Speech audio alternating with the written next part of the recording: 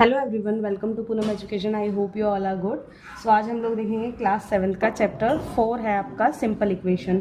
तो simple equations के बारे में पहले थोड़ा सा इंट्रो हम लोग ले लेते हैं एक आधी वीडियो के अंदर, फिर उसके बाद में मैं आपके क्वेश्चन बताऊंगी आपको कि वो कैसे सॉल्व करने हैं।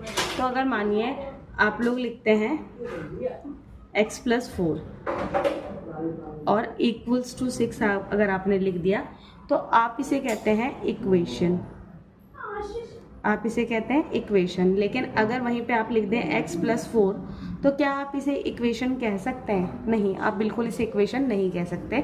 आप इसे कहेंगे ये सिर्फ एक एक्सप्रेशन है। अब एक्सप्रेशन के बारे में मैं हमेशा ही बोलती हूँ, अगर मैथ्स में आप बात कर रहे हैं तो ये आपके फेस के एक्सप्रेशन नहीं है, ये मैथ्स के एक्सप्रेशन के बारे में बात हो रही है। तो यहाँ पर आपको क्या हो जाता है कि आप इक्वेशन और एक्सप्रेशन के अंदर आपको अंतर समझ आ ही गया होगा कि डिफरेंस क्या होता है। जहाँ पे इक्वल्स टू आपका लग जाता है वो आपकी इक्वेशन होती है और जहाँ पर नहीं होता है वो आपकी एक्सप्रेशन होती है। अगर मानिए आप कुछ भी ले रहे हैं, x+4 ही लिया या फिर इक्वल्स टू में अपने 6 ही लिया, तो आपको पता है कि ये जो है इधर वाली साइड आपके पास में 2 साइड्स हैं, ये आपकी लेफ्ट हैंड साइड हो गई और ये आपकी राइट हैंड साइड हो गई। राइट हैंड साइड इन सबको हमें फिर सॉल्व करना होता है आपके सिंपल इक्वेशंस के अंदर में।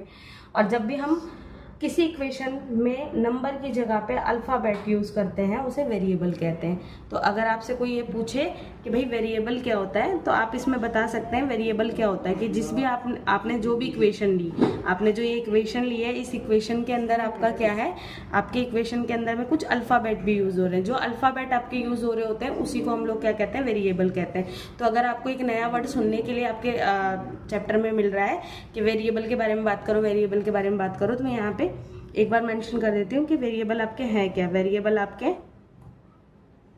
जो सारे वेरिएबल हैं, मतलब जो आपके जितने भी अल्फ़ाबेट हैं, वो अल्फ़ाबेट जो है XYZ है, ABCD है, PYQ है, वो सारे आपके यूज़ हो रहे होते हैं, उसी को हम क्या कहते हैं, वेरिएबल कहते हैं। और उसके बाद में अगर हम लोग बात करें कि इक्वेशंस बनती कैसे है, तो इक्वेशंस के बारे में हम देख लें कि जब आप प्लस करते हैं तो वो आपका सम ऑफ होता है। जब आप प्लस कर रहे हैं तो आपको पता है कि वो आपका सम है।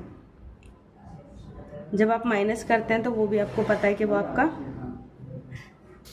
डिफरेंस है। और जब आप इंटू करते हैं तो इंटू के बारे में आपको पता ही है कि वो आपका क्या होता है, प्रोडक्ट होता है। डिवाइड के बारे में बात करें तो आप उसमें आप कर सकते हैं कि इतने टाइम्स पे ये हुआ है वो हुआ है, मतलब ट्वाइस कह सकते हैं या फिर टाइम यूज़ कर सकते हैं। और फ्रैक्शन के बारे में भी अगर हम लोग बात करें तो फ्रैक्शन हमारा किस तरीके से यूज़ हो जाता है, यहाँ पे 1/4 हो गया, x के साथ में हो गया, 1/2 हो गया और y हो गया।